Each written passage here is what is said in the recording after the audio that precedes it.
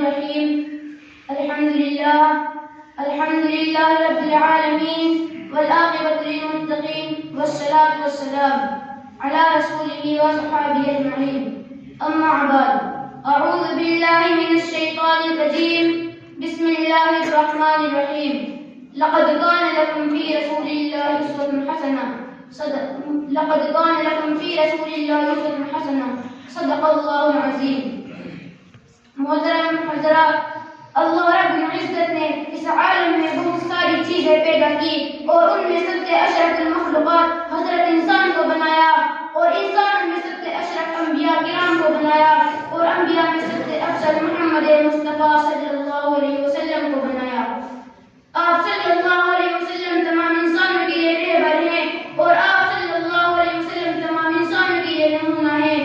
آپ کے اخلاق و کردار ایسے ہیں کہ ہر کوئی آپ پر فریفتہ ہو جاتا ہے.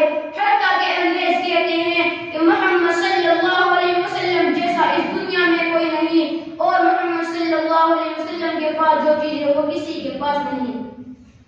دوستو، حضور صلی اللہ علیہ وسلم کی سیرت کا مطالعہ کرو اور اس کو پھیلاؤ اور اس پر چلو. محترم حضرات، آپ صلی اللہ علیہ وسلم کے اخلاق و سیرت کہاں تک بیان کی جائے؟ حتیٰ حضرت عائشہ صدیقہ رضی اللہ عنہا فرماتی ہیں کہ قرآن آپ کی سیرت و اخلاق کا مجموعہ ہے. اللہ نے قرآن اتارا اور آپ صلی اللہ علیہ وسلم کے اخلاق و کردار اس کی تفسیر ہے. ایک مرتبہ آپ صلی اللہ علیہ وسلم کسی غزوے سے واپس لوٹ رہے تھے.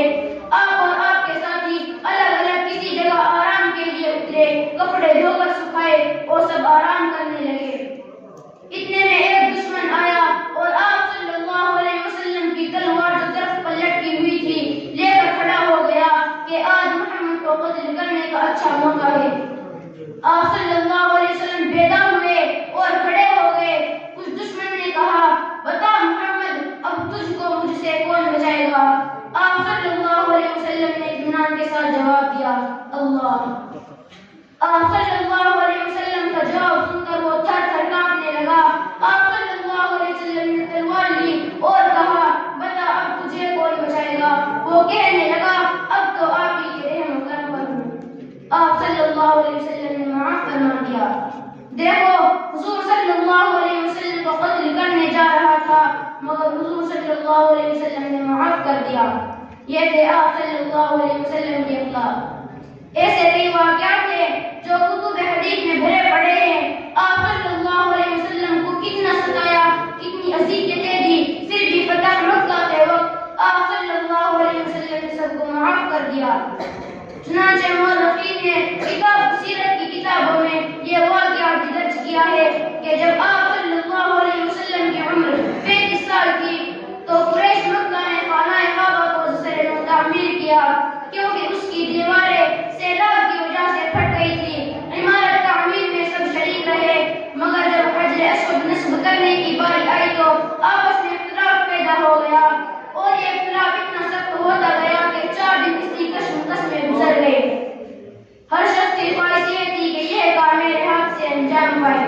بالآخر ابو امیہ بن جعفر جو سب سے بڑی عمر والا اور جہاں تھا، اس نے مشورہ دیا کہ کسی کو حکم بنا کر یہ کام پائے تکمیل تک پہنچایا جائے. اس کی رائے پر سب نے اتفاق کیا اور یہ بات قرار پذیر ہوئی کہ جو شخص سب سے پہلے حرم میں داخل ہوگا وہی اس کا حکم ہوگا.